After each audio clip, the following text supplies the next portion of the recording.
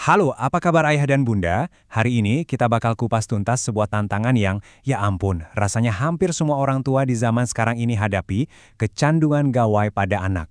Ini masalah yang nyata, tapi tenang, jangan panik dulu. Ada kok langkah-langkah praktis yang bisa kita lakukan bersama. Oke, kita mulai ya pembahasannya. Pernah nggak sih kita mikir, apa ya yang bikin layar itu kayak punya sihir buat anak-anak? Kenapa mereka bisa betah banget natap layar itu berjam-jam? Ternyata, ini bukan cuma soal gambar bergerak yang lucu loh, ada alasan ilmiah yang kuat di baliknya. Jadi, ini dia rahasianya. Namanya sistem imbalan dopamin. Gampangnya gini, setiap kali anak mendengar suara notifikasi, melihat warna-warni cerah di layar, atau dapat poin di game, otak mereka itu melepaskan zat kimia yang namanya dopamin. Dopamin ini bikin perasaan jadi super senang. Nah, karena rasanya enak, otak jadi nagih, pengen lagi dan lagi. Makanya penting banget untuk kita sadari, ini bukan soal anak kita lemah, tapi memang gawainya yang dirancang sangat-sangat pintar untuk bikin kita ketagihan. Oke, setelah kita tahu kenapa anak bisa terpikat, sekarang kita bahas apa dampaknya. Ini bukan sekedar soal mata lelah atau kurang tidur ya. Ada konsekuensi yang nyata banget ke perilaku sosial anak, dan inilah yang sering jadi kekhawatiran terbesar para orang tua. Secara umum, ada 4 area utama nih yang bisa terdampak. Kita akan bedah satu persatu supaya kita bisa lebih paham gimana sebenarnya waktu di depan layar itu bisa sedikit demi sedikit membentuk cara anak kita berinteraksi dengan dunia sekitarnya. Yang pertama soal empati.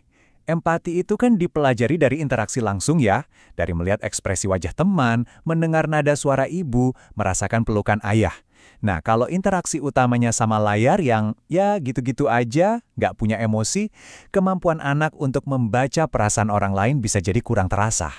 Selanjutnya, egosentrisme. Coba deh kita perhatikan dunia digital. Semuanya serba instan kan? Mau nonton, tinggal klik. Mau main game, tinggal klik. Nah, kemudahan ini bisa bikin anak jadi nggak sabaran di dunia nyata. Mereka jadi susah paham konsep menunggu giliran atau berbagi mainan karena terbiasa semua keinginannya langsung terpenuhi. Terus, ada juga isolasi sosial. Waktu yang dihabiskan sendirian sama gawai itu artinya waktu yang hilang untuk bermain sama teman-temannya. Padahal, justru dari main bareng itulah anak belajar negosiasi, menyelesaikan masalah, sampai kerja sama tim. Itu semua kan keterampilan hidup yang penting banget. Dan yang terakhir, masalah komunikasi. Ngobrol sama gawai itu kan satu arah. Anak cuma menerima, gak ada timbal balik yang alami. Padahal untuk perkembangan bicara, anak butuh banget percakapan dua arah, tanya jawab, dan diskusi. Kalau ini kurang, risikonya bisa terjadi keterlambatan bicara atau yang sering kita dengar speech delay. Oke, cukup bahas masalahnya. Sekarang, kita masuk ke bagian yang paling penting, solusinya. Yuk kita geser fokus kita dari rasa khawatir ke aksi nyata. Anggap aja poin-poin berikutnya ini sebagai toolkit atau peralatan kita untuk menciptakan keluarga yang lebih sehat secara digital. Ada 5 langkah dasar yang bisa jadi panduan kita. Kelimanya ini saling berkaitan. Dan kalau kita terapkan dengan konsisten, percayalah, perubahannya akan terasa. Mari kita lihat lebih dalam satu persatu. Langkah pertama, aturan. Aturan ini bukan asal-asalan ya, tapi berdasarkan rekomendasi ahli dari Organisasi Kesehatan Dunia seperti WHO.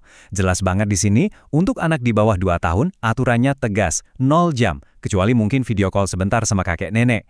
Untuk usia 2-5 tahun, maksimal 1 jam, itu pun harus ditemani. Dan untuk anak yang lebih besar, kuncinya adalah konsisten dan pastikan gawai nggak mengganggu waktu tidur dan aktivitas fisiknya.